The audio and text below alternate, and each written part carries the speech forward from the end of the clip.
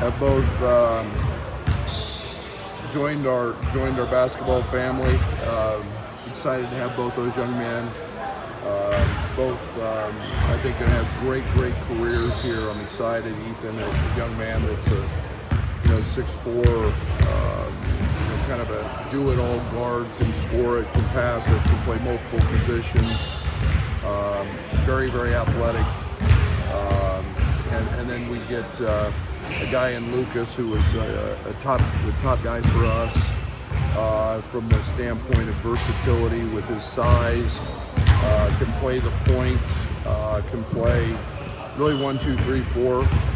He's one of the best rebounding guards that I saw on the circuit. Both those young men have been extremely well coached. They know how to win. They find success. A lot of it on the court. They both played for great AAU programs as well, and so we're excited to have those both those young men join in our family, and I'm excited that along with Landon, they're a great nucleus and great fit into what we're trying to do here. Obviously disappointed in the outcome of the Alabama game. I thought we did a lot of things, and to sometimes have to learn how not to lose is, I think, a point where we were at the other night. And it was just little things that started, first possession of the game, fumble a clean rebound out of bounds, and then they hit a 3 on the out of bounds. And you can go through a million different things throughout that game. We've got to learn to value possessions, not just outcomes of games, to get the right outcome. And we made too many mistakes. Obviously, you can't go 9 of 17 in the second half from the free throw line in a game like that. Just if we make free throws, we win. But to give Alabama credit, give Phylum credit, he was tremendous late. And as we continue to work my high-low, get Tommy back into the right kind of shape, I'm really excited about what this team can be. That was a great basketball team that we played, one of the elite backcourts. Thank you, Chicago, and everybody for showing up. That was an incredible environment. It's nice to hear other people talk about your program and the positives that they say, but we're definitely at that elite stage in our program, and that showed out in a heck of a college basketball game. So the good thing about this is we get to turn around very quickly. We've set these games very intentional, NCAA tournament style. We took off yesterday. We got back at 2:30 in the morning. We took off yesterday. One-day prep for Long Island. Long Island's a very well-coached, athletic. They've got really good size on the perimeter. They've got a 7-foot kid in the middle who's athletic and was a high major recruit. They're one of the top teams in the country defensively in terms of forcing turnovers. Their block rate is very high, and they play very hard. They're very disruptive on the defensive side. For those of you who've been around the way we used to play, they're denying and very aggressive. They turn their defense into offense. So one-day prep, 1 o'clock game tomorrow, and then then have a quick turn after that again. So we've done that NCAA tournament style, so our guys know what that looks like, and we're going to have to play well. We're going to have to play hard and match their effort, because the one thing Long Island's going to do is play really hard. One question on Lucas. His body type, his frame kind of fit a pattern of the guards you've gone after longer, like a Will Riley, like a Keaton Walker? Yeah, he's thicker. He's much thicker. We like those big, strong physical guards. I think the thing that stood out with me was his playmaking and his ability to rebound. He elevates all of his teammates. He's very comfortable playing with elite scorers. He's very comfortable when he can score. He's got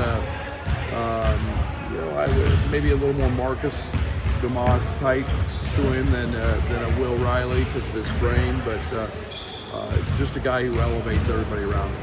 How did you kind of approach this class? I know in the summer we talked about how do you go about high school recruiting. So what did you kind of settle on? What did you want to add? Yeah, and Jeremy, it's a hard question. We knew we didn't know what was going to happen with 5 and 5. We knew retention is going to be a big piece. There's still a lot of questions out there about the next level for some of these guys, but we felt 3 was a really good number, and finding guys that fit. We wanted one front court player. Landon fit that mold, skilled and tremendous upside. And then we knew that obviously losing AJ Red, losing potentially Keaton, that spot was going to be very important, and we wanted to go out and get a couple of guys there.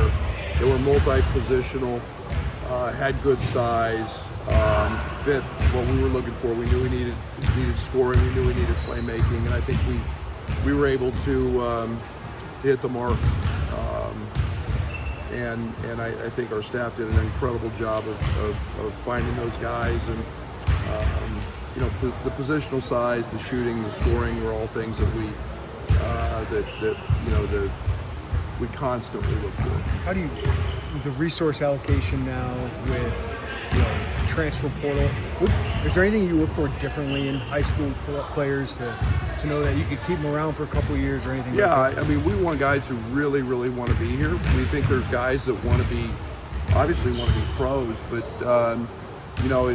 we talk a lot about development, and we're a development program, and so we look for that. We want guys who maybe need to get a little stronger in the weight room, who need our style of play, that fit our style of play, and can really blossom in that style of play. I think that's we have no idea whether guys are here 1 year or 4 years, but guys that want to be here and fit us, those are huge keys for us.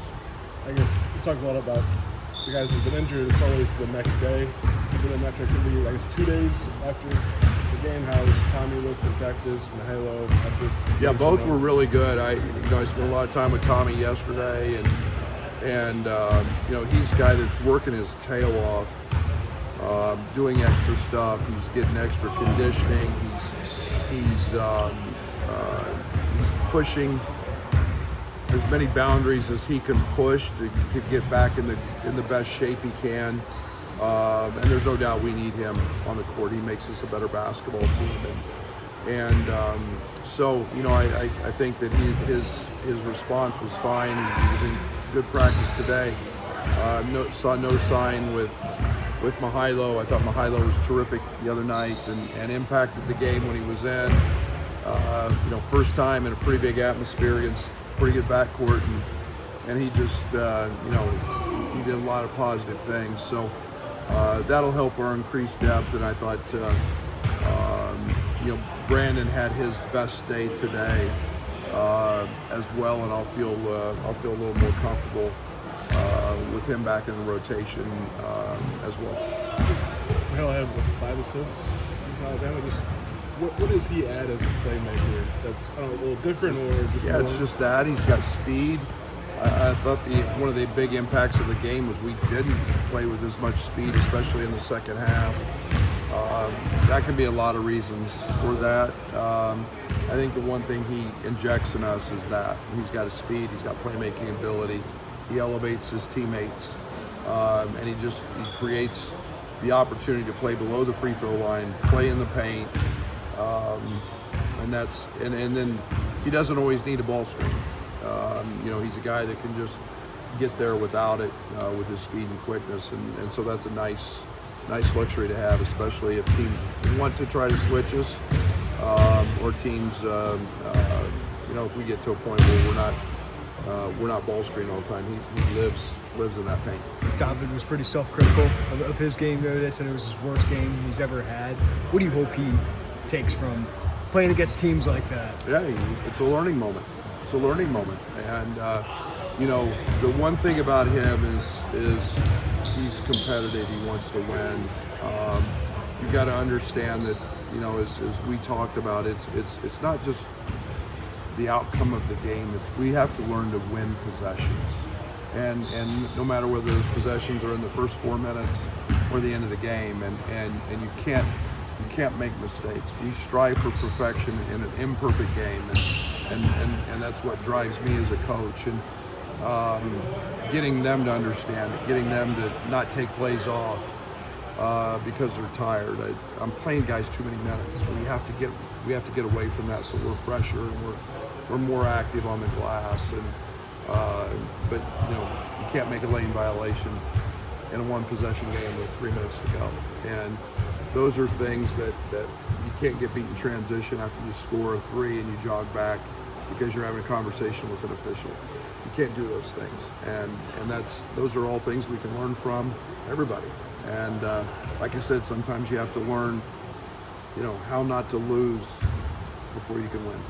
I mean, Mahal hasn't had obviously a lot of time together with Kylan or Keaton, but what do you like about pairing those guys together? And at some point, all three of them are on the court against Alabama. I don't know. We see it. Like I said, till I see it against live ammunition, other teams.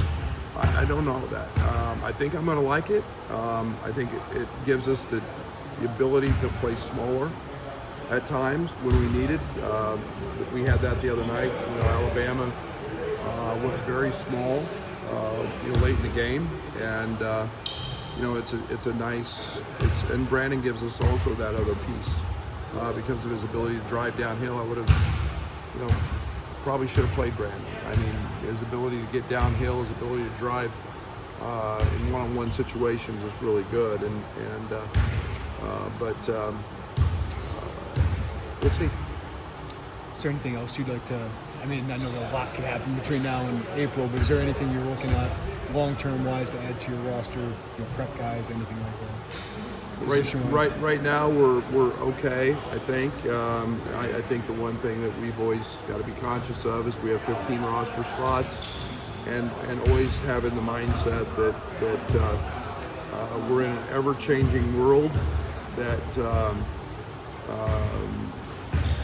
can catch you by surprise, but we sure don't want to miss out on anything. We're obviously I got the best staff in the country. But we also need to be very conscious of who could come back, and make sure we've got resources available and roster spots. So it's a balancing act, and we'll try to do that the best we can. How do you feel like David and Tommy can play off each other once they get some time together? Very well. Merk is an unbelievable playmaker, and he can do that with size. I think here early I've tried to booty ball him a little bit, and he's been very good at it. He's created a lot of opportunity. He's also very good facing the basket and creating matchups. Tommy's a great spacer because he's an elite shooter, maybe our best shooter. So I think that plays very well together. Tommy's a very good passer. He finds guys that way. So I think it's a very good combination, and one I'm getting excited to see together. It's good to just get these reps right now with these guys. It's all about reps. It's all about. We went up and down a ton today, and it's all about playing with speed and getting the reps and getting guys in better shape, but getting guys to understand the chemistry and the little niches that everybody has, and it's good for me. I get to see him. So Andre and Tommy had not been on the floor together till last week, and that's crazy to think when we started practice September 28th or whatever it was, 9th, I don't even know the first day, but that's crazy to think that we're at the end of November and it's the first time they've been on the court together. Another former NBA guard on the opposite sideline. Tomorrow, you had anything else about Mo? Have you crossed over with Brad? Yeah, just through passing in the business. Obviously he and O were on staff together, and there's a connection there. He's been obviously one of the great players in the history of the game of basketball, and you see his influence on his team, the way they play, playing very, very hard, and they're athletic and up and down, and thank goodness none of them are as good as he was back in the day. But you know, you just have tremendous respect for guys that did it at the level he did, not only in college but in the NBA, and now he's finding a great niche and is doing a great job at LIU. Both your high major games have come down to kind of one possession in the last few minutes. Is there anything you can take from how you guys have handled the late game moments? We'll have 25 more of them probably. Yeah, that's all we talk about. I thought our late game execution was unbelievable against Alabama. I thought it was tremendous. We got every shot we wanted. We executed every play we wanted. The other end, we blew 2 switches. And we can't have the other team's best player getting gifts. If they jump up and make shots, which great players do at this level because they're pros, you pat them on the rear end. But we made a couple of mistakes there. We made those plays in the Tech game. We've been really, really good. We practice late game situations, into half, into clock. We lost the game at the end of the half. We gave up 6 points. We fouled a 3-point shooter, and we went under a 3-point shooter in the last 2 possessions. They had 2 for 1. They got 6 points and the ball out to start the second half. And that's a huge moment. That's when we lost a close game. So it wasn't the end of the game as much as it was the end of the half. We practice those situations every single day, and veterans made 2 mistakes, and we can't make those mistakes in close games like that. Thanks, man. Thank you. Appreciate you.